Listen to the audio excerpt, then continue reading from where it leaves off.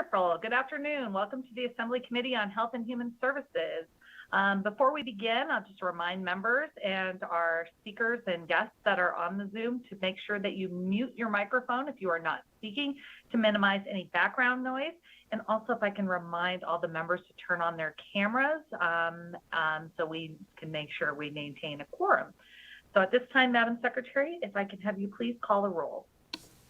Assemblywoman Benitez Thompson. Here. Assemblywoman Black. Here. Assemblywoman Gorlow. Assemblyman Hafen. Here. Assemblywoman Krasner. Here. Assemblyman Matthews. Here. Assemblyman Orentlicker. Here. Assemblywoman Peters. Here. Assemblywoman Summers Armstrong. Here. Assemblywoman Thomas. Here. Assemblywoman Titus.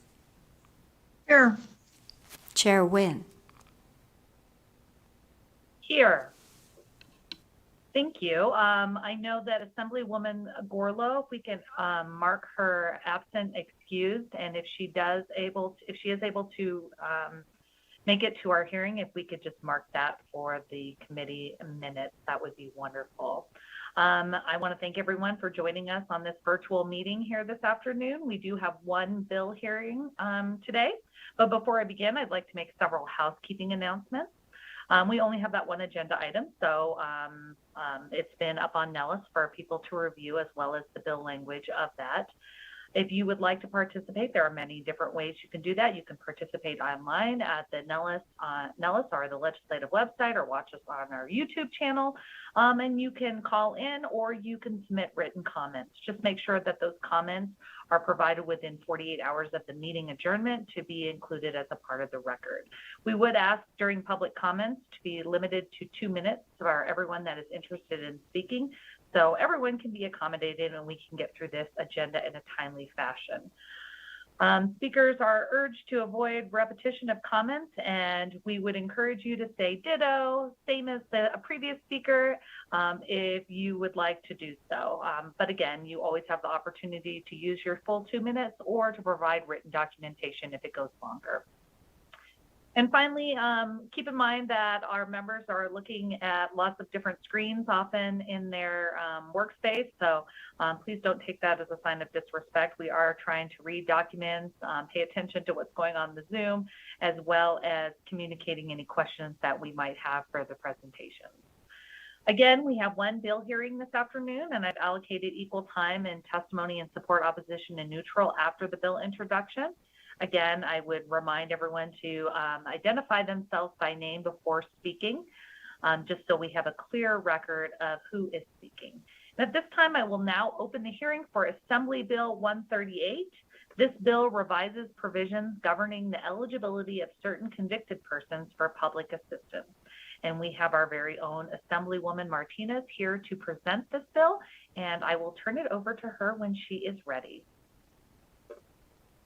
Thank you, Madam Chair. For the record, I'm Assemblywoman Susie Martinez, and I represent Assembly District 12. So I'm introducing Assembly Bill 138, which revises provisions governing the eligibility of certain convicted persons for public assistance. With me today is Shane Picciani from the Food Bank of Northern Nevada, who's going to assist me with the presentation. Assemblywoman Martinez, sorry to interrupt you. I think we're having some sound issues. Can you I don't know, speak a little louder or maybe move closer to the microphone if that's at all possible. Thank you. Can you hear me a little better? Yes? Okay. All right, so wonderful. So Assembly Bill 138 removes the requirement that a person who has been convicted of certain felony drug offenses complete a treatment program before becoming eligible for temporary assistance for needy families and the Supplemental Nutrition Assistance Program. Instead, the measure requires a person convicted of such an offense to demonstrate that he or she is not currently possessing, using, or distributing controlled substances in a manner prohibited by law.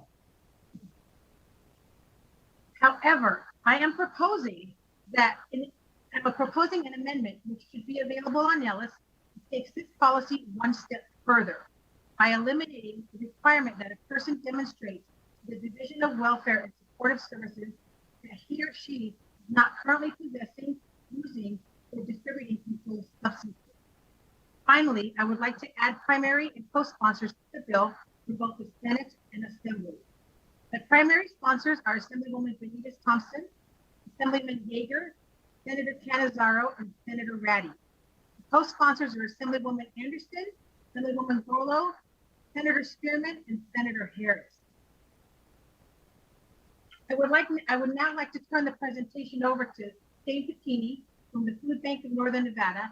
He's going to provide additional information and background and answer any technical questions that you might have for us.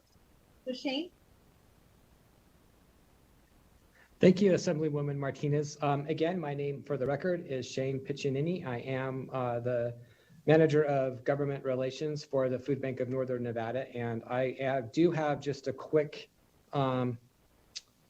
presentation here to help sort of walk through this. And if you have any questions, I'd be happy to answer them at the end.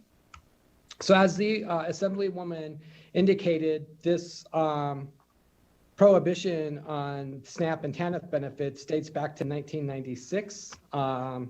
The law created a lifetime ban for individuals with these types of convictions, many of whom were in a period of active addiction when they were attained their conviction. So basically, what the Congress did in 1996 was they put a blanket ban on this for all 50 states, but they gave the states an option to opt out. And so this bill would trigger the opt-out feature for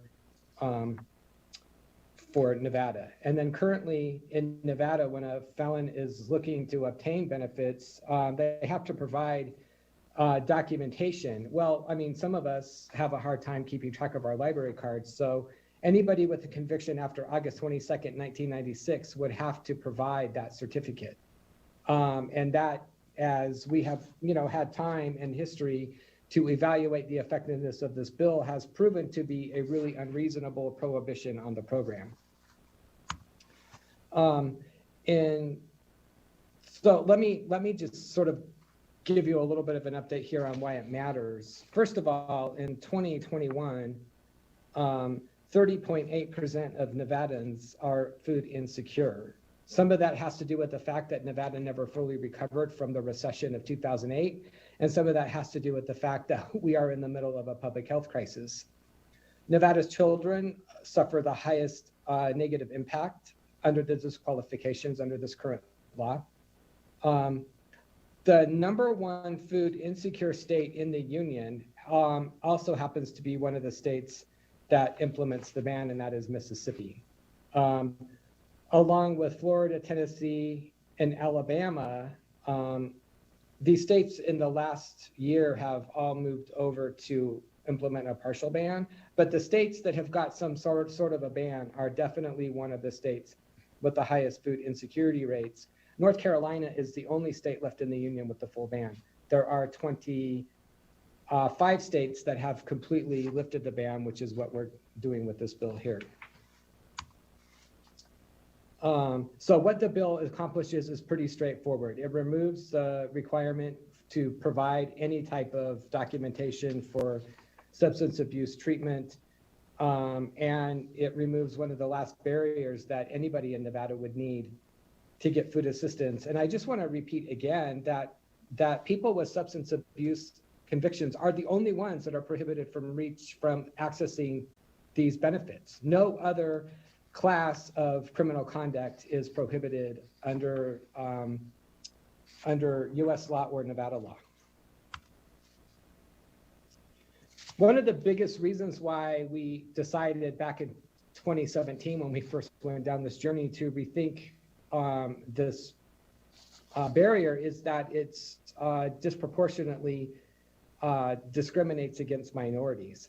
So Black men are 6 times as likely to be incarcerated as white men and Hispanic men are, says white men, and Hispanic men are 2.7 times likely to be convicted than white men are. For Black men in their 30s, about 1 in 12 is in prison or in jail on any given day. Women are now the fastest growing segment of the US population that are being convicted for substance abuse offenses. More than 61% of women that are doing time in federal prison right now are for nonviolent drug offenses. Women, and particularly women of color, are disproportionately affected by the social stigma and by plea bargaining agreement systems that punishes those who are unable or unwilling to inform on others. So yeah, there's that. And then by regulations that bar people with substance abuse convictions from obtaining or that require a drug test for public assistance, and by a drug treatment system designed for men. So what I'm basically trying to say here is that, number one, getting access to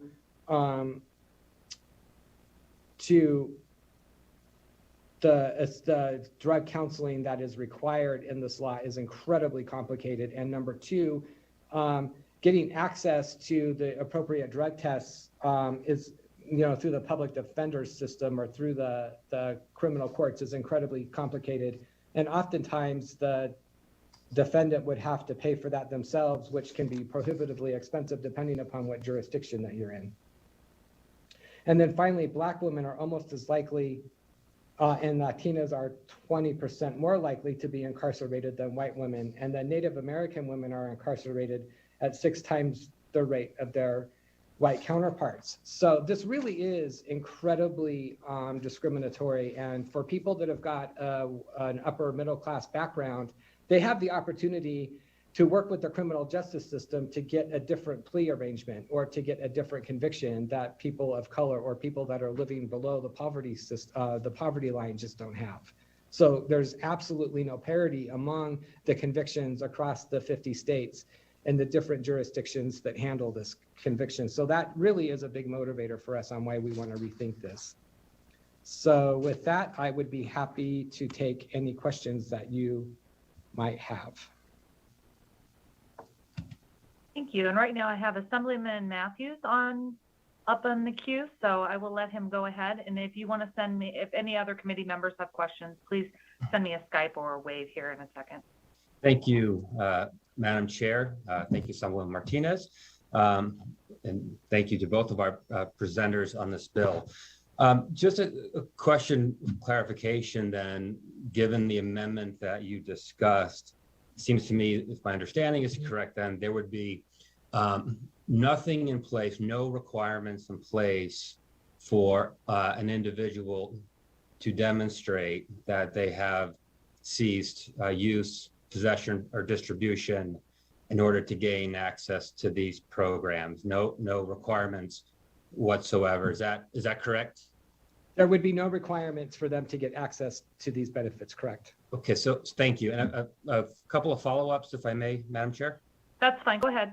So hypothetically, then, there could be someone who had been convicted and conceivably could still in an ongoing way not only be perhaps using himself or herself, but actively distributing to others, perhaps even minors, and would still not be barred from participation and access to these programs. Am I correct about that as well? That is correct, but those what you're describing are matters that need to be addressed by the criminal justice system and not by the Nevada Department of Health and Human Services. Okay, thank you. And one final follow-up. Any analysis that's been done on the extent to which this would increase eligibility for the program in terms of numbers? In other words, do we have any data on how many people are currently unable to access these programs because of the requirements that would now access them under this bill, and perhaps what the fiscal impact of that might be to the state? So there's 2 answers to your question, which is actually a fair question. Number one is that There is no impact to the state. Of the 400,000, roughly 400,000 people that are currently enrolled into the SNAP program, and I honestly can't tell you, and that's my fault, on the number of people that are in TANF, but it's a fairly low number. Less than 4,000 people between July of 2019 through January of this year were denied because of their substance abuse conviction. Now, the harder number to get at is the number of people that may have been eligible, through all of the other qualifications that are in SNAP and TANF that didn't apply because they knew that they would be denied because of the ban, and there's just no way to know that. Thank you, Madam Chair. Do you have any other follow-up, Assemblyman Matthews? No, thank you. Okay. Next up in the queue is Assemblywoman Titus. Thank you, Madam Chair. I just wanted to reach out to the Food Bank in Northern Nevada, Shane, and all that you are doing, and just thank you in this day of the pandemic and the food insecurity and throughout the schools. I have been in your building. I have seen the excellent work that you and all your volunteers do to help with that food insecurity. So I just want to acknowledge that this has been a tough time along that realm. And so thank you again for all your workers on what you do. I need to ask a question specifically regarding the bill, and maybe Assemblywoman Martinez can answer this, and maybe Mr. Picciani can also chime in. But I'm looking at the bill, and under Section 1, and I see under Section 1, number 1, and then number 2. And what I'm looking at is that the proposal is to eliminate that a person has actually gone through a program. And I certainly understand the need to eliminate that. I do believe in all of the committees that we've heard that I've been on from the mental health committees, behavioral health committees, and public health committees, and as a public health officer, there are just not enough programs.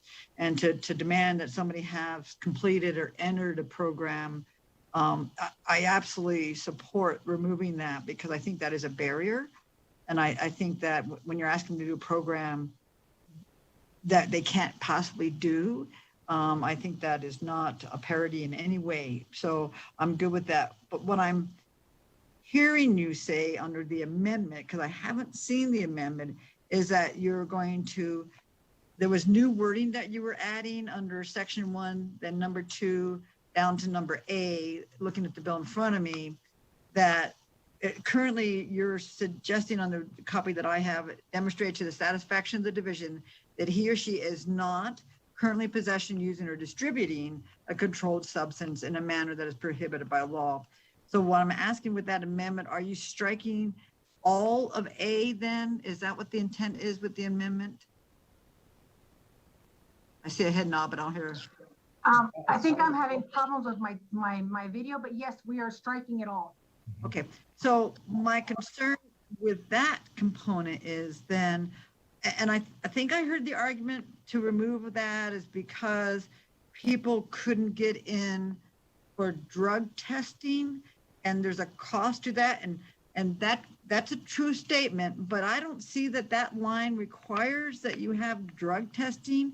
I think it just says, to me, I'm interpreting this, and maybe we could get our legal to chime in here.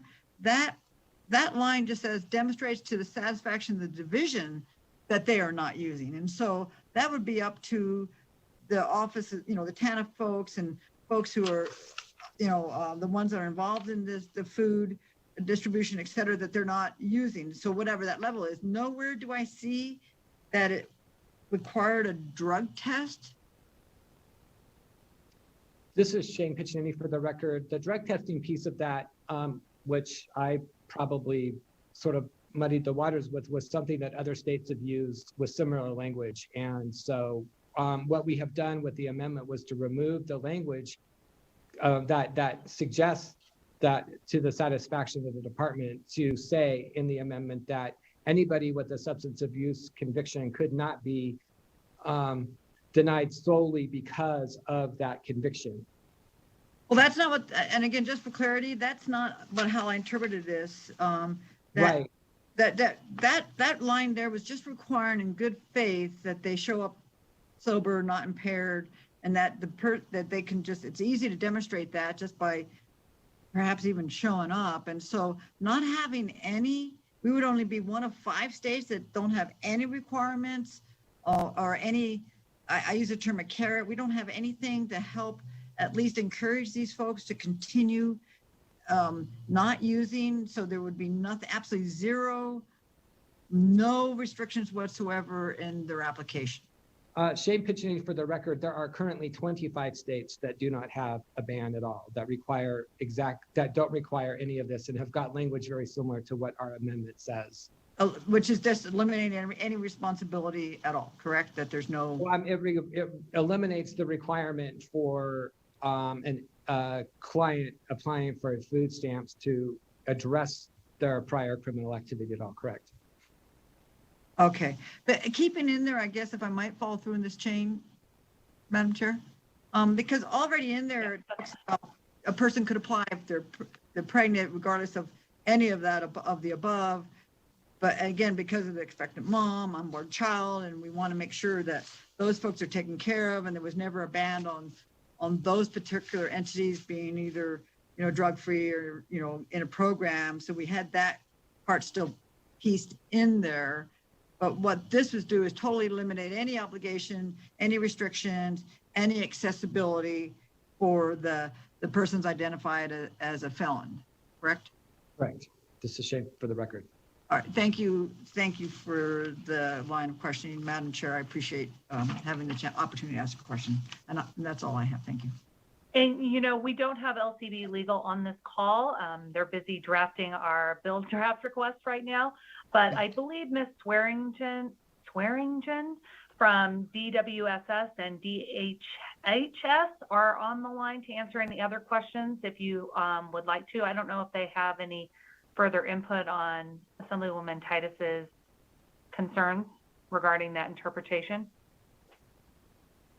And to refresh that, I just wanted clarity that there was never a mandatory drug test in that requirement, that didn't say you had to have a drug test. There's other ways you can, they just had to be satisfactory demonstrated. That's all I wanted to clarify. Shane Picciani, for the record, yes, you are correct. There was never a mandatory drug test in there.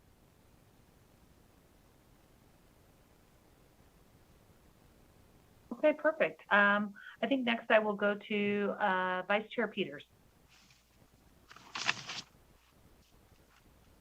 Thank you, Chair, and thank you, Assemblywoman Martinez, for bringing this important bill. I am looking at our community today and wondering about folks who have a felony conviction from 1997 and have been employed by Walmart or Amazon for the last, quick math, 30 years, coming up on 30 years, 20 years, and they get laid off because of the pandemic.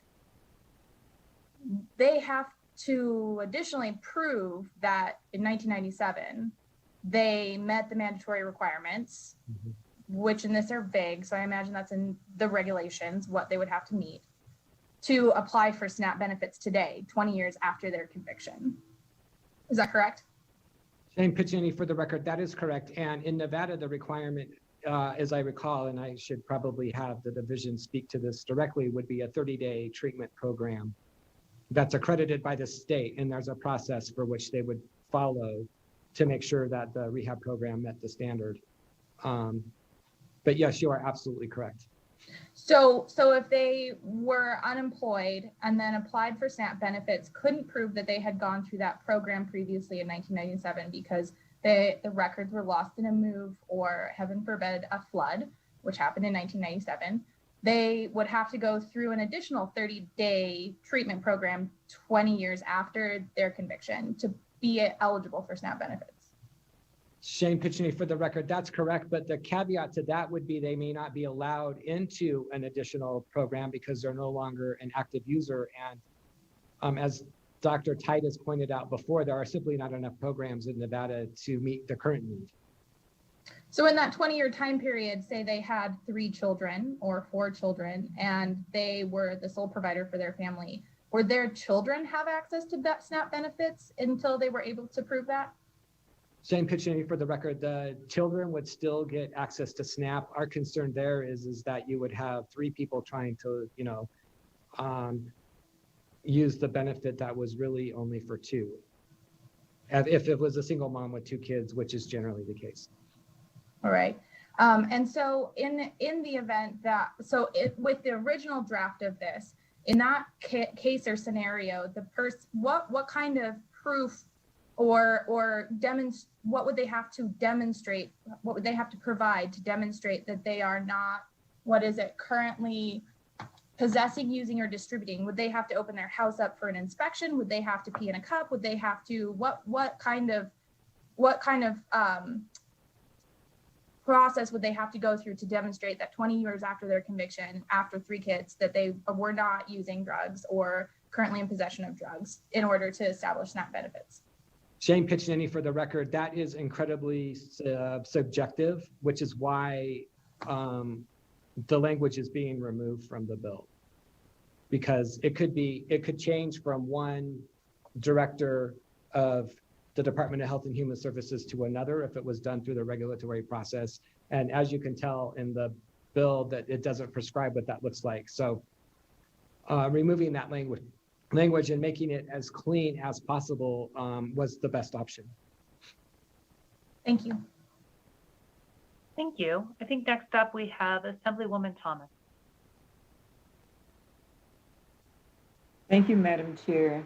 And thank you, Assemblywoman Martinez and Mr. Picciani.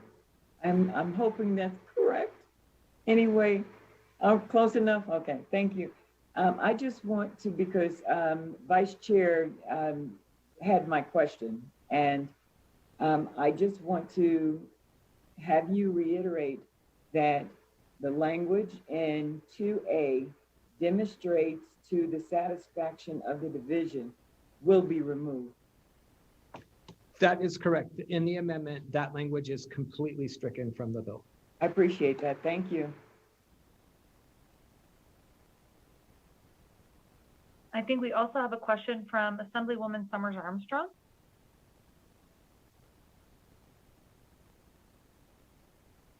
Thank you, Madam Chair, and thank you, Mr. Cristina and Assemblywoman Martinez. Assemblywoman and Vice Chair Peters has asked my questions. She covered it with some detail, and I'm clear and understand, and I appreciate the feedback. Thank you. Perfect. I think I have a question next from Assemblyman Hafen. Thank you, Madam Chair. Assemblywoman Martinez, I apologize that this was the first time I've seen the amendment, and so I'm trying to understand the clarification of it. Under the bill that was presented to us and provided to us previously, in addition to those that were using and possessing drugs, there was a requirement for drug dealers to demonstrate that they were no longer selling drugs. Is that your intent, to remove that requirement and to allow drug dealers now to get these benefits?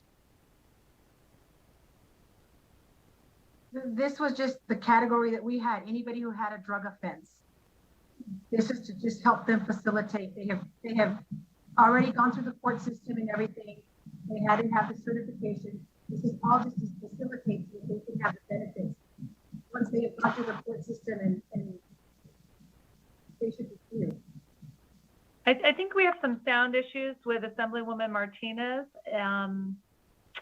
Mr. Follow up, Madam Chair? Yeah, go ahead. Is there someone else that might be able to reiterate that with a better audio? Shane Picciani, for the record. Yeah, the reason why we wanted to also include the distribution part of that was because, number one, somebody could have been a distributor back in 1997 for and has, as it was, Assemblywoman Peters pointed out, had a clean track record for a number of years. There was they've done their time, they're clean, they're doing what they're supposed to be doing. There's absolutely no reason to continue to hold this over their head. Number two, I haven't done this analysis, but other people have, that when you take a look at what was considered to be a distribution or possession charge in 1996 is substantially different than it is today. And there's no easy way for us to determine what is or isn't an appropriate charge. All of this is taken care of through the criminal justice system. And I'm going to say again that it makes no sense for the Department of Health and Human Services to be in that part of the work. Follow up, Madam Chair, if I may. Go ahead.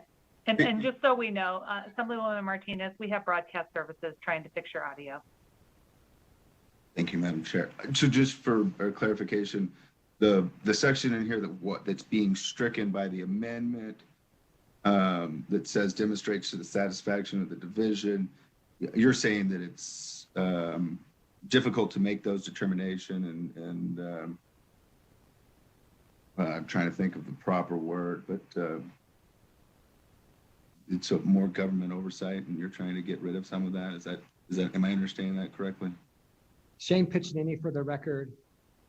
What we're trying to do is eliminate the subjective part of the bill, that it may not be applied evenly in the state of Nevada administration over administration. That the cleaner this is, the less administrative burden there is for the department to try and figure out what that means, and to spend the time trying to track down 20-year-old certificates.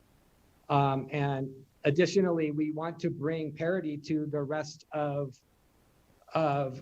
this class of people, to everybody else in the population. This class of people is the only one that is denied benefit under the regulations. So in order for this to really be clean and to allow the department to do the work that it needs to do, removing this barrier it's just common sense. Thank you. And thank you, Madam Chair, for my question. Thank you. I think I have another follow-up question from Assemblyman Matthews. Yes, thank you, Madam Chair. So questions from the committee have sort of covered the wide range of maybe the two ends of the extreme ends of the possibilities here, right? We kind of talked about how this would allow those who are currently engaging in use, distribution, possession to access the program. Vice Chair Peters brought up sort of the other end of the spectrum, that this would bar participation by those who perhaps had their conviction 20 years ago and perhaps lost their records showing they'd gone through treatment. I'm wondering whether in crafting this bill, any thought was given to addressing that time frame. And this is going to be kind of an arbitrary suggestion. I'm not saying this is the magic number, but just for the sake of argument, if the conviction were more than X number, 5, 6, years into the past, then perhaps the requirements that were in the pre-amended version might be waived. Whereas if something were, conviction were more recent, then some requirements being in place may make sense. So I'm wondering if any thought was given to that. And if so, why that approach was rejected. Thank you. Shane Picciani, for the record. Yes, actually, some thought has been given to that. And the research would also tell you that the people who are actively going through recovery right now are some of the most vulnerable populations there is. And ensuring that they have got access to healthy food ensures a much greater of success and completion in their recovery than if that were not available to them. So if I may be permitted a follow-up, then the scenario. Oh, Madam Chair, follow up, please. Yes. So the scenario that Vice Chair Peters kind of introduced as a hypothetical or as a potential scenario, that the bill was kind of crafted in a way not necessarily to target those, but really with an eye toward those who were more recently convicted as opposed to those in the past. That was sort of the focus of the bill, was to really address not so much those whose conviction may have been decades in the past, but those who are currently, or for whom the conviction may have been more recent. Would that be fair?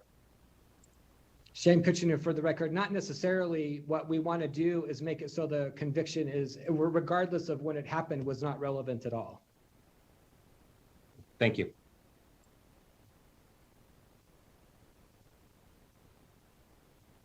I think we have next Assemblywoman Summers Armstrong. I believe she has some follow-up based on some of the responses. Yes, thank you, Madam Chair. I appreciate it. Just since we're going to get into the weeds of this, if a person is convicted of DUI, or they are convicted of trafficking, or they're convicted of murder, are they barred once they've served their time, whether they did the short end or the long end of a conviction, and no matter how long ago they got out, are they barred from participating in any of these programs? Is this, I think what I'm hearing is that this is strictly about drugs and nothing else. No other, am I wrong? Am I misunderstanding? Shane Picciani, for the record, you're exactly right. This only has to do with substance abuse. The murder, white collar crime, DUI, there are no other classifications in the criminal code that would bar somebody from these programs. Follow up, Madam Chair. Go ahead. Thank you, ma'am. And those other convictions have no requirement for them to do any type of prove up, which was part of this law. Prove up that they are not trafficking people anymore, that they're not drinking, that they had a DUI, or any such thing, or not participating in other criminal activity. They're not required to prove up anything in order to get benefits. Only those people who have drug convictions. Is that correct? Shane Picciani, for the record, that is correct. Any requirements that the court may impose on those individuals would not prevent them from having access to SNAP or TANF. Thank you very much. Thank you for that. I believe I have a question from Assemblywoman Black. Thank you. I was just curious, in the program, it says, or in this bill, from what I understand, enroll in or have completed a drug treatment program, and then verify or somehow prove that you're not using a controlled substance. What is, I thought we said earlier that there was no required drug testing, but how do people verify that they're not on drug method? Shane Picciani, for the record, that I don't have any idea how that would work. The department would have to write regulations and figure that out. Well, that's what it says right now. Right, that's Shane Picciani, for the record, that language is being removed with our amendment. Right, but what I'm saying is AB1, or the bill as it was originally written, says that you are required to either enroll in or have completed a drug treatment program and require that you prove you're not using a controlled substance. Maybe I'm not understanding, but that was how I read the original bill. Is that wrong? Shane Picciani, for the record, no, you're right. That's how the original bill was written. And that's why we offered the amendment, because it didn't offer what we were trying to do, which was eliminate the need for the certificate at all. Or actually, that's not true. What we were trying to do was make it so the conviction was not relevant at all towards being approved for benefits, that they couldn't be denied based solely on that. I'm not worried about the conviction part of this. I'm just saying, say someone comes in, they're actively in a treatment program, or they have a certificate that says they completed one. Check that off the list. Then they are required to prove that they're not on a controlled substance. How do they prove that?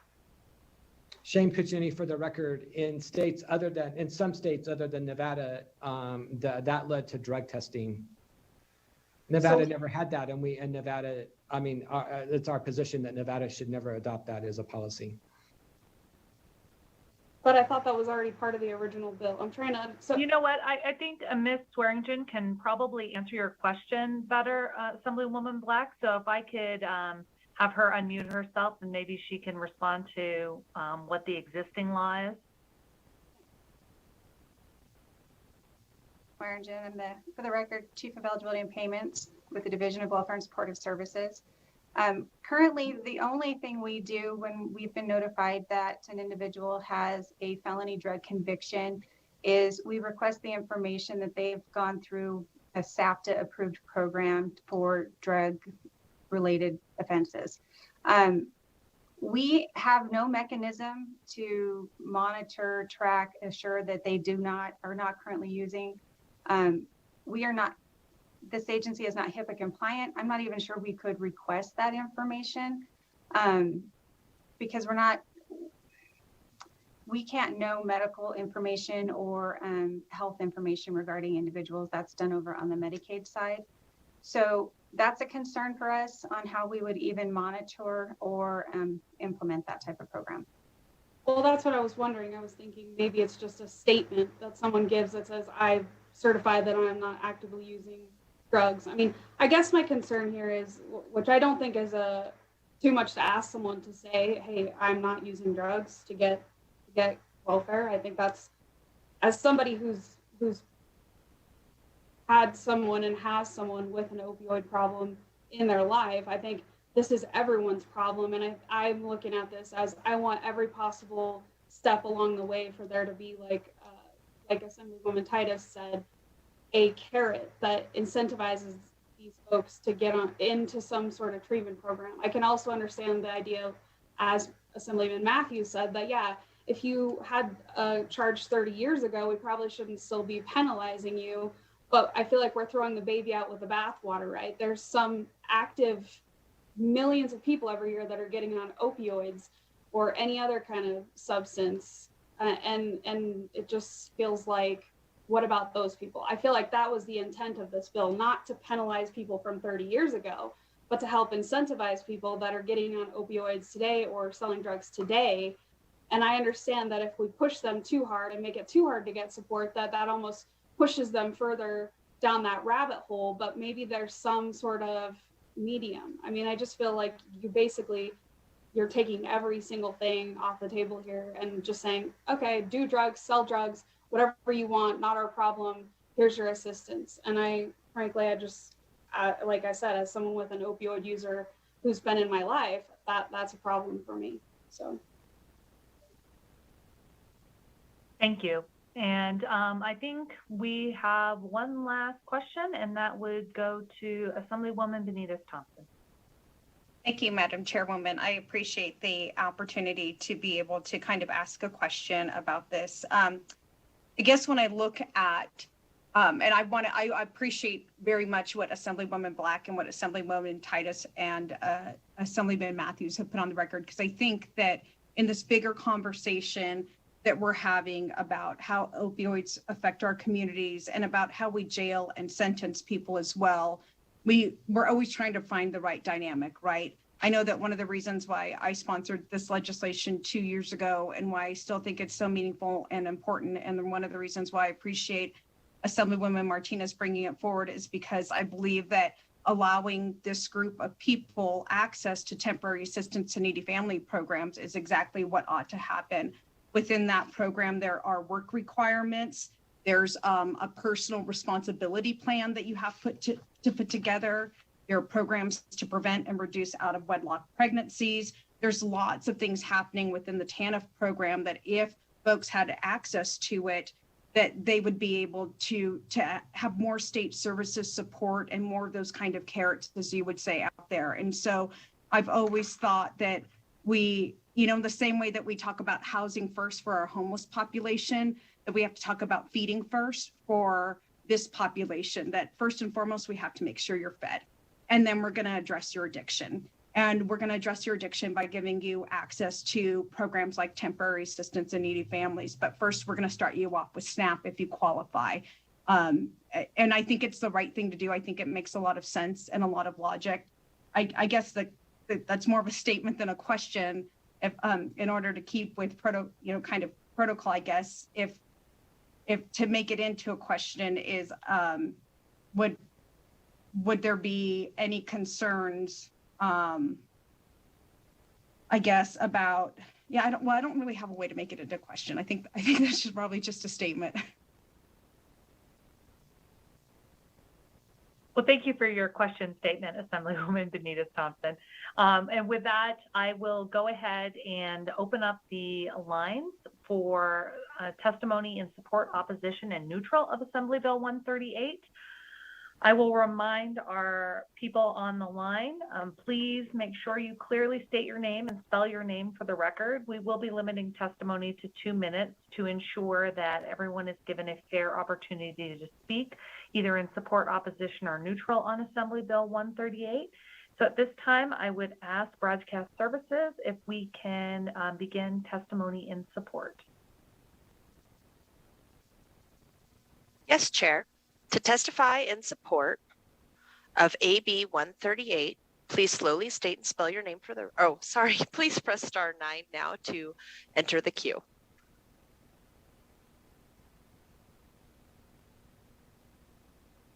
Would the caller with the last 3 digits, 499, please slowly state and spell your name for the record. You have 2 minutes and may begin. Yes, hello, my name is Judy Hawking, Jodihockking. I'm the founder of Return Strong Families United for Justice for the Incarcerated and part of an impacted family because my loved one's incarcerated in Nevada. We're an organization with over 1,000 members who are either incarcerated on parole, probation, or have a loved one who's incarcerated. First, we just want to recognize the value of this bill for Nevadans.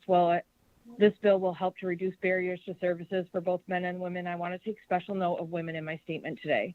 According to the ACLU, between 2008 and 2018, the number of women in Nevada prisons grew by 24%. 60% of those women are serving time for nonviolent crimes, and 1 in 6 are in for drug felonies.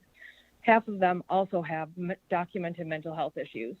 The majority of these women are connected to families and children that have had to step up and survive without them. They have children and responsibilities, and the transition home is difficult enough without continuing to create barriers for success and increasing the chance that people with their back against the wall will make a decision that leads them back to prison. If 1 in 6 women have a drug felony offense, they can't get food stamps if they need them. They're probably also struggling to get a job with a living wage, to find housing. We need to create communities that allow people a fighting chance to stay free, stay clean and sober, and rebuild their lives and stop chaining them to their past.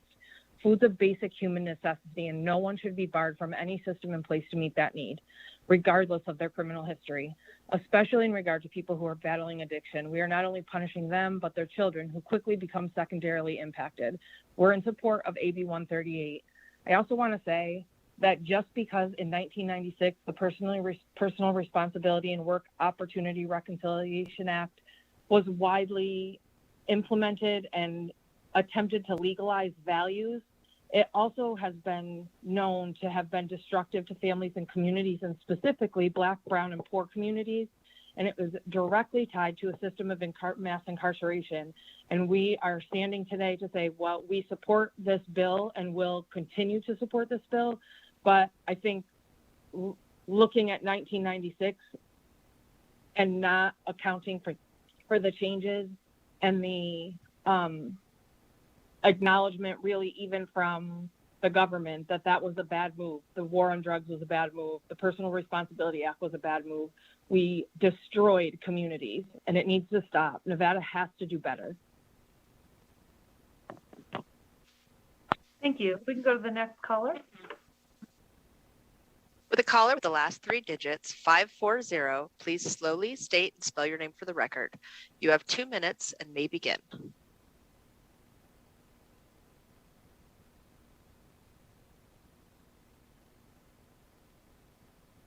With the caller with the last 3 digits, 540, please slowly state and spell your name for the record. You have 2 minutes and may begin. Caller, please press star 6 to unmute. Good afternoon, Chairwoman Wynn and members of the committee. My name is Serena Evans, SERENA-EVANS, and I'm the Policy Specialist for the Nevada Coalition to End Domestic and Sexual Violence. Thank you to Assemblywoman Martinez and Shane for bringing this bill forward. We are in strong support of AB 138. We know that having access to social services such as SNAP and TANF have positive impacts for victim survivors of violence and can be the key for them being able to leave and end an abusive relationship. Without these social service programs that will allow victim survivors to care for their children and provide stability, they're more likely to stay in abusive relationships and endure the violence. We also know that having access to social services has been shown to be an effective tool in reducing risk factors for future violence. As with any community, victim survivors of violence can have convictions of drug violence, and they are just as deserving of social support. We are so appreciative of this measure to reduce barriers in accessing SNAP and TANF benefits. Everybody deserves to access food, and everybody deserves access to these truly life-saving programs. Thank you so much. Thank you for your testimony. If we can go to the next caller in support. The caller with the last three digits, 725, please slowly state and spell your name for the record. You have 2 minutes and may begin. Hello, thank you, Chair Wynn and committee members. My name is Nick Chipak, Nickshepak. I am with the ACLU of Nevada. This bill, with a proposed amendment, seeks to remedy failed war on drug policy. Withholding access to food from people who have behavioral health issues is as bad and ineffective at addressing the issue of substance abuse as it is morally bankrupt as a policy. This law was created during the tough on crime period of the 90s that has led to the mass incarceration we now struggle with. Let's be clear. These laws were an attempt to punish communities of color for experiencing behavioral health crisis by taking away their food. I want to touch on the difficulty of actually getting somebody into treatment. When I was a social work intern with the Washoe County Public Defender's Office, part of my responsibility was getting people into treatment programs. The facilities, more often than not, had no available beds. The ones that did have beds had all kinds of restrictions, such as no violent criminal record, no sex-related crime, criminal record, no Category B felonies or above, etc. Or they were evangelical institutions, which often did amazing work, but do not always align with people's beliefs.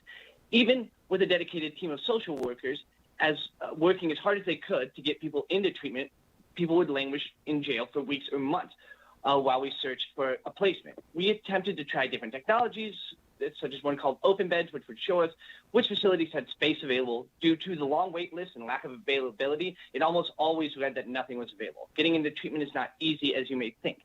It is hard if you don't have any money or insurance. It is harder if you have a criminal record. It is harder if you live in rural areas. And it can feel impossible if you don't have somebody to help you, such as a social worker. If the goal of the state is to get people into treatment programs, then you must increase access to them. You must make the system easier to navigate. What you should not do is continue to starve people whose behavioral health issues the state has decided to criminalize. A felony drug record makes getting housing harder. It makes getting a job harder, and it currently makes getting a meal harder. You can change this. It is the right thing to do. It is the moral thing to do. It is good, smart policy. Thank you very much. Thank you. If we can go to our next caller in support. With the caller with the last three digits, 151, please slowly state and spell your name for the record. You have 2 minutes and may begin. Good afternoon. My name is Denise Bolaños, DenisBolanos. Thank you for the opportunity to speak on this bill. I would like to offer my testimony in support of Assembly Bill 138.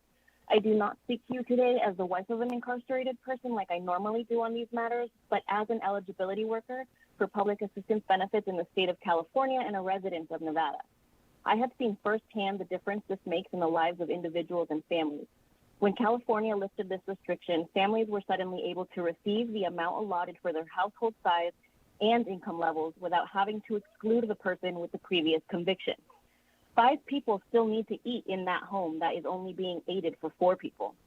People who had just finished serving their sentence did not have to face food insecurity on top of the other hurdles that people face post-release. It seems like a small thing, however, it makes an already hard situation even harder by sanctioning the person with the conviction. These individuals that are currently excluded from receiving benefits have already served the sentence for their crime, so why do they continue to pay for it along with their children and spouses? And why is it my place as an eligibility worker to deny them these benefits based on a drug conviction? It seems to me that if individuals reoffend, it's up to the criminal justice system to hold them accountable. Successful reentry is the best way to reduce recidivism, and eliminating this restriction is a huge step in making reentry successful. If people are put in a position where they have no choice but to fall back to a life of crime to feed themselves and their families, then we cannot be surprised when that happens. Thank you. Thank you. And if we can go to our next caller in support. If you've recently joined the call and would like to testify in support of AB 138, please press star 9 now to join the queue. Would the caller with the last 3 digits, 130, please slowly state and spell your name for the record. You have 2 minutes and may begin. Good afternoon. For the record, my name is Cristina Saunders. That's ChristineSaunders, and I'm the Policy Director with the Progressive Leadership Alliance in Nevada, here in support of AB 138 as amended. Ultimately, the current modified ban creates 3 specific challenges that negatively impact public health in our community. It promotes food insecurity and malnutrition for a person with a felony drug conviction and their families. It poses a barrier to reintegration into the community, and it has a disproportionate impact on people of color who were unjustly targeted in the war on drugs. According to the Drug Policy Alliance, nearly 80% of the people in federal prison and almost 60% of people in state prison are there for drug offenses are Black or Latino. And limiting access to food for someone and their family is a cruel way to encourage treatment. A recent study by Clemson University found that food insecurity instead actually leads to an increase in crime rates. By removing this antiquated and punitive restriction, we allow more Nevadans access to food assistance while working towards increasing equity and ending food insecurity in our state. We urge that you support this bill. Thank you. Thank you. And I don't know if we have any other callers in support, but I will ask Broadcast Services to see if we have anyone else. Yes, Chair, we have quite a few. Okay.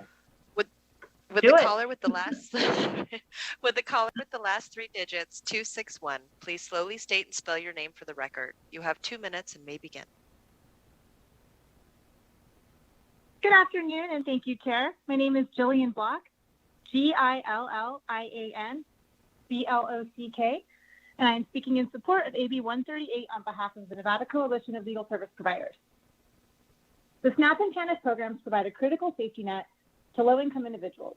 Individuals with felony convictions already face significant barriers as they re-enter society. These barriers are particularly steep for people of color who are convicted of drug offenses at much higher rates than white people, although studies have shown that actual drug usage is roughly the same. The current law is a roadblock for people leaving the criminal justice system. It promotes food insecurity and negatively affects the health and economic security of people with a drug-related felony conviction and their families. The ability to apply for nutrition and safety net benefits helps people get back on their feet. By helping individuals to lead more stable lives, the SNAP and TANF programs improve reentry outcomes and have a positive effect on the lives of people with a drug-related felony conviction and their families. For these reasons, the Nevada Coalition of Legal Service Providers supports AB 138. Thank you for your time. Thank you. And if we can go to the next caller. Would the caller with the last 3 digits, 017, please slowly state and spell your name for the record. You have 2 minutes and may begin.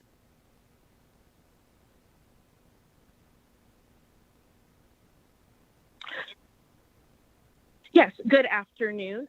For the record, my name is Ashanti Lewis, ASHANTI, last name LEWIS, and I am the advocacy manager at 3 Square Food Bank located in Las Vegas, Nevada. Our service area encompasses Clark, Lincoln, Nye, and Esmeralda counties, where we distribute food to agency partners commonly known as food pantries. We have had the opportunity to work alongside the Food Bank of Northern Nevada, our counterpart in the Feeding America Network, on AB 138 as amended, and greatly support this bill. As a food bank, we see firsthand the effects of food insecurity, which has been highlighted during the COVID-19 pandemic. Food banks are well aware of the strength of SNAP benefits and how they provide a boost to the economy while freeing up much needed money for families and individuals in need. Statistically, 1 in 5 adults in Nevada and 1 in 3 children are facing food insecurity. This is a tremendous mountain to overcome as a food bank, as it is 3 Square's mission to feed hungry people. SNAP helps to alleviate some of the need and dependency on our food bank, ultimately allowing us to serve more people. From a public health perspective, 3 Square is concerned about any and all barriers to access to food. We are well aware that individuals and families experiencing food insecurity face many issues, such as securing affordable housing and employment.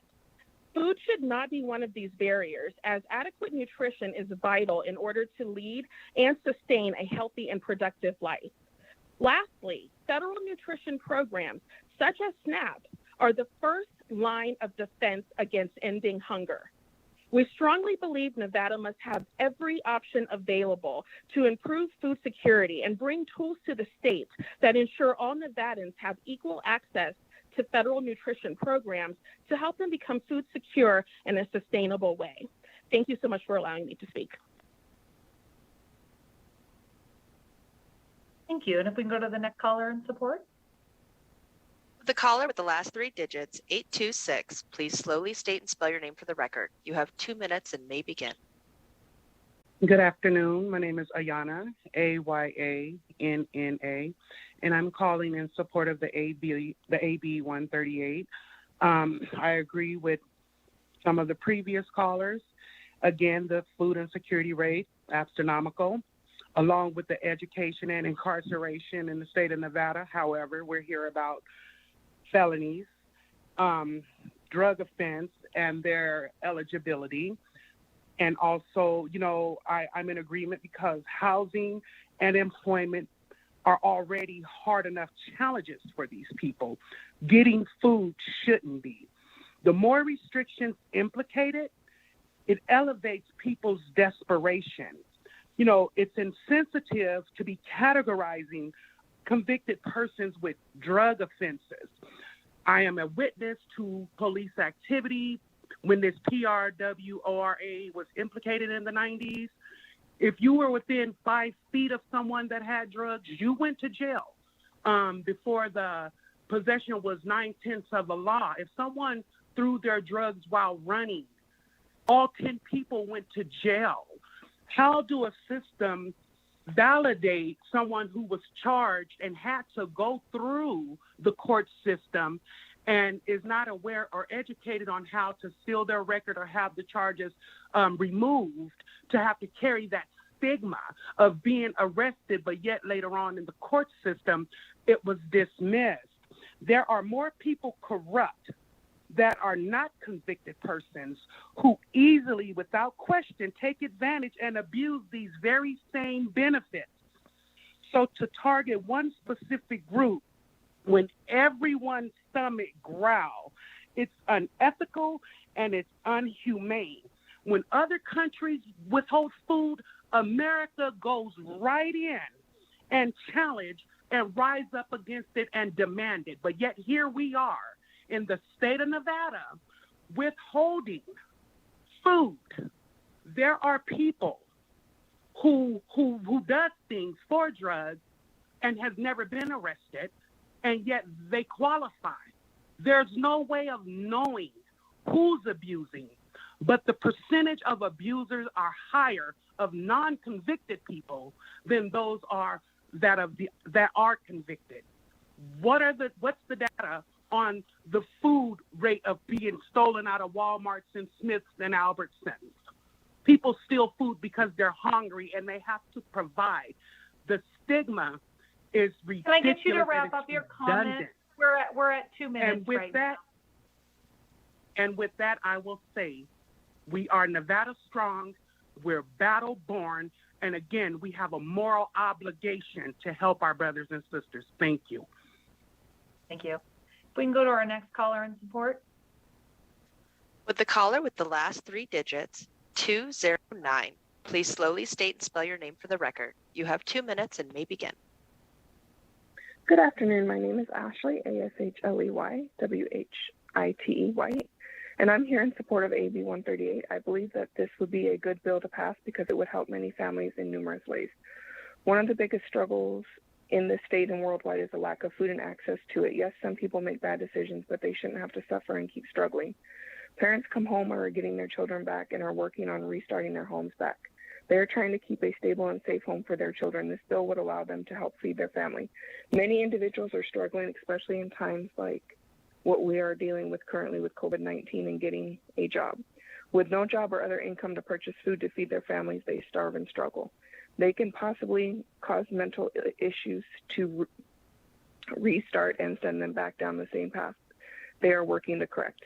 Instead of continuing this vicious cycle, let us make the change to support them and help one less stress and worry and keep them from starving. I know personally, if I did not have the benefit monthly of SNAP, my family would be starving, so I understand the importance of those benefits. I have seen this happen with numerous people that were incarcerated and had this problem. If they had this help and security, their success would have been much easier for them and their family. My uncle ran into this problem after his drug conviction and was rehabilitated during his incarceration and didn't have records, so he got denied SNAP and didn't have access to food and ended up in the hospital as a diabetic, almost in a coma. And we almost lost him. If he had that access available, that would have never happened. I do support AB 138. Thank you. Thank you. And if we can go to our next caller in support. The caller with the last three digits, 419. Please slowly state and spell your name for the record. You have 2 minutes and may begin. Thank you, Chair Gwynn and members of the committee. For the record, my name is Benjamin Challinor, BenjaminChallinor. I am the Policy Director for Faith in Action Nevada, a statewide nonpartisan multi-faith organization that organizes and advocates for racial, social, and economic justice, as well as an inclusive democracy. We are here today in 100% support of AB 138 with the proposed amendment. We really want to thank Assemblywoman Martinez for bringing this bill to the committee. We echo the sentiments of the previous speakers. We must always strive to help those who are in need. Nevada has never fully recovered from the 2008 recession due to the continual high number of Nevadans who are experiencing food insecurity. As we are currently in another economic crisis due to COVID, we are seeing more and more Nevadans needing public assistance. This bill removes unneeded barriers that are disproportionately affecting communities of color. This bill works towards helping those who are most in need. Thank you for your time. Thank you. If we can go to our next caller in support. With the caller with the last three digits, 179. Please slowly state and spell your name for the record. You have 2 minutes and may begin. My name is Edward Coleman, EDWARD COLEMAN, and I'm chair of the newly formed Nevada Democratic Black Caucus, and I'm speaking in support of AB 138. The process of reentry is a significant issue facing our correctional system. According to research, LaCrosse et al. Noted in the U.S., approximately 600,000 individuals are released from prison each year. And within 3 years of their release, approximately 2/3 are rearrested. And within 3 years, and 3/4 are rearrested within 5. This research indicated that the first year after release is critical, where 50% are rearrested due to lack of support. They noted barriers these individuals face after being released impact their success at reintegrating back into society. Barriers to reentry, such as not receiving proper social, economic, and mental health and substance abuse support, negatively impacted individuals' ability to reenter society. And these stressors were particularly acute in the first year after being released. Our prison system is punitive and focuses on containment and control of individuals instead of providing routes to rehabilitation.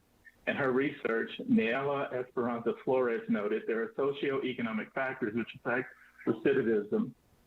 Specifically, she linked the lack of socioeconomic support and access to opportunities to improve their lives outside of prison as factors affecting recidivism. Flores stated, many are released to only find that they do not have the necessary support, resources, or financial means to be able to survive out in the real world. A lack of access to ways to support themselves after prison makes an individual more likely to resort to crime to have their needs met.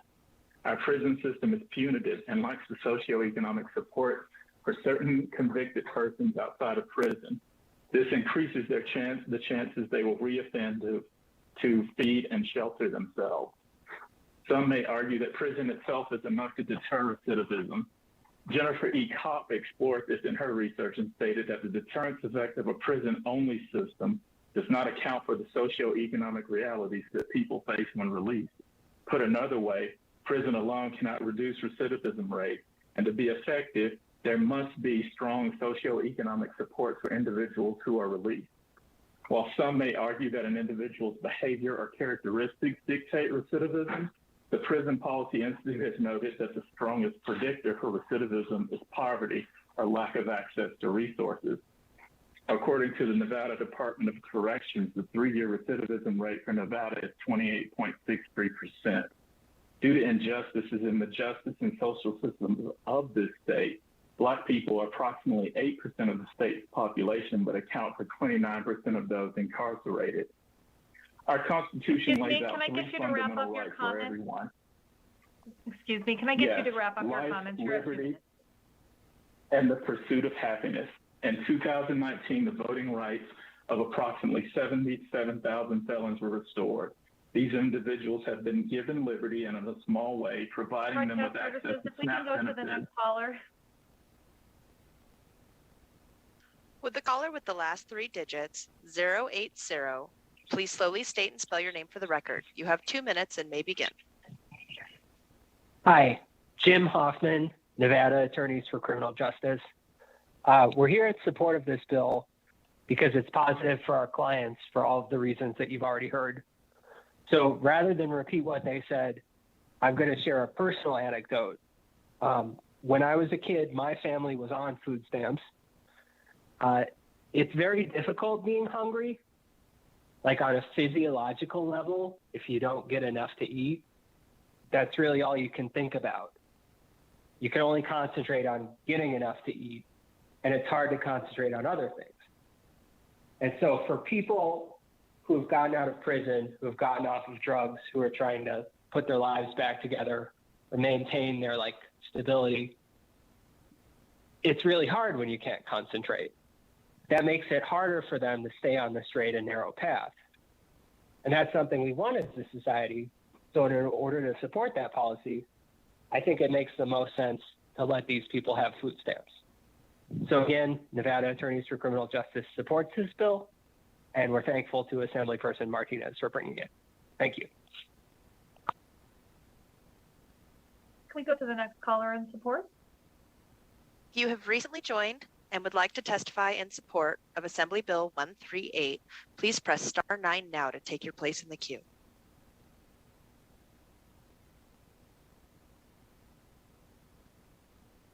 Would the caller with the last 3 digits, 117, please slowly state and spell your name for the record. You have 2 minutes and may begin. Hello, my name is Nicole Williams, and I COLEWILLIAMS. I am in full support of AB 138. All humans, all Nevadans, with or without felony convictions, should have access to food. It's basic human decency to ensure nobody goes hungry.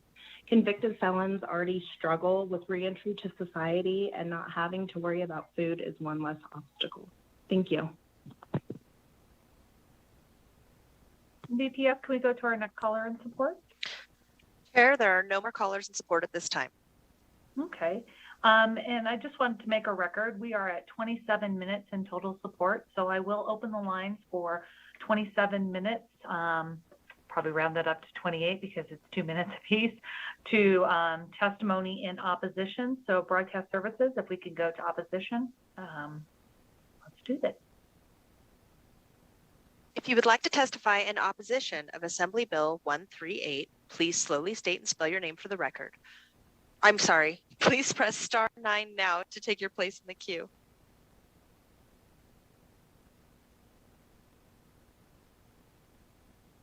Chair, we have nobody in opposition at this time. And with that, can we go to testimony in neutral? And again, If you I would will like to allocate the same amount of time for neutral testimony as well.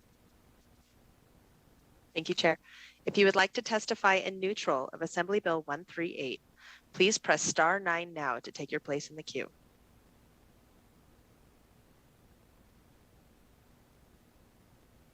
Chair, the public line is open and working, but there is nobody in neutral at this time.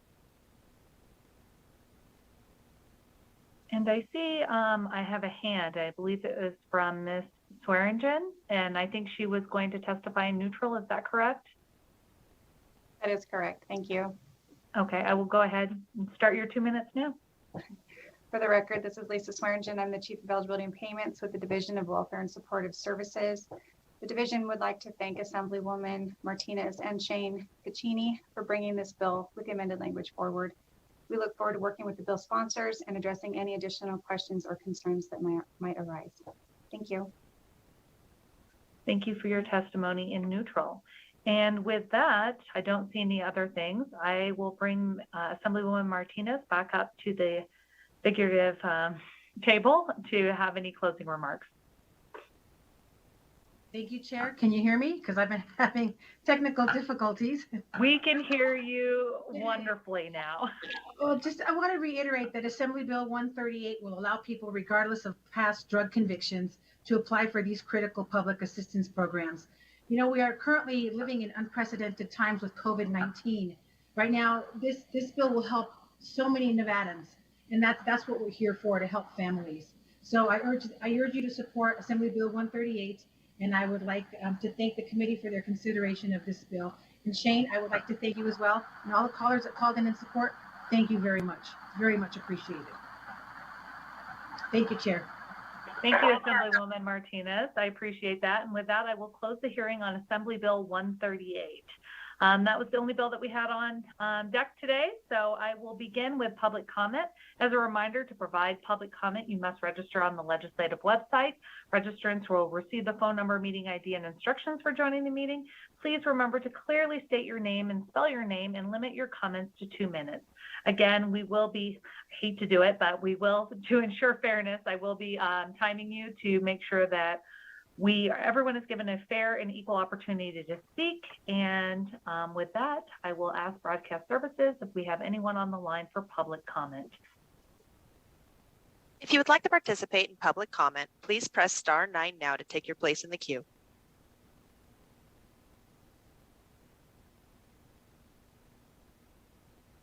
Would the caller with the last 3 digits, 499, please slowly state and spell your name for the record. You have 2 minutes and may begin.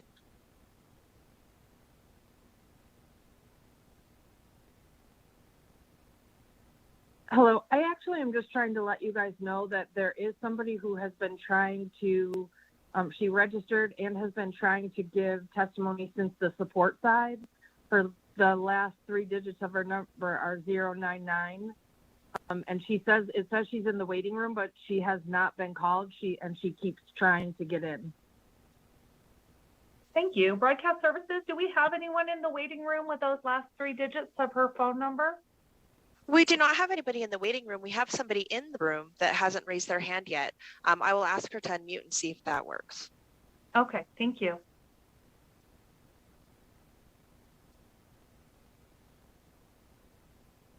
If you can hear me, caller, with the last 3 digits, 099, please press star 6 to unmute now.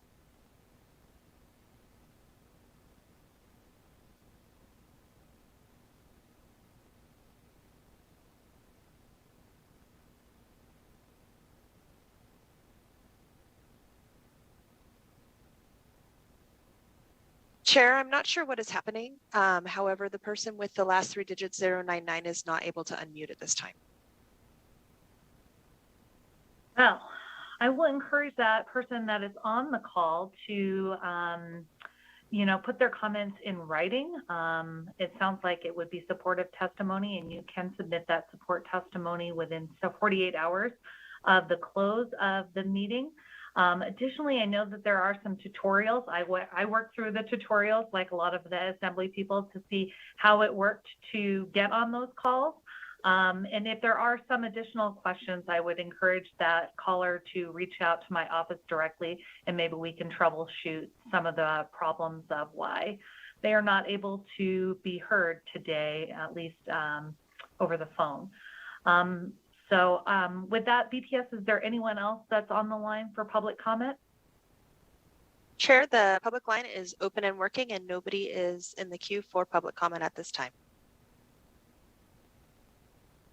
We will work on that. I know that sometimes it's user error, sometimes it's error on our side, I'm sure. But I would be happy, like I said, if anyone is having problems in the public getting onto that line or navigating the system, there is a great tutorial, and I will go ahead and take any of those calls and help you troubleshoot them as well.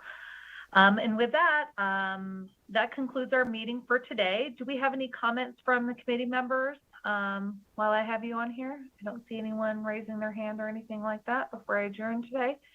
We will not have a meeting this Friday. Instead, our next meeting will be on Monday, March 1st at 1:30 p.m.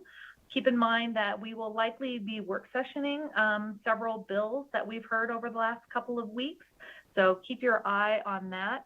As far as our agenda for next week, we are still working on that to see what bills we will be hearing and we'll be able to schedule. I'm sure with the introduction of a lot more bills over the next couple of days, we will have a lot of stuff going on. So with that, I will adjourn our meeting. Thank you, Madam Chair. Thank you, Madam Chair. Thank you, Madam Chair. Appreciate it today.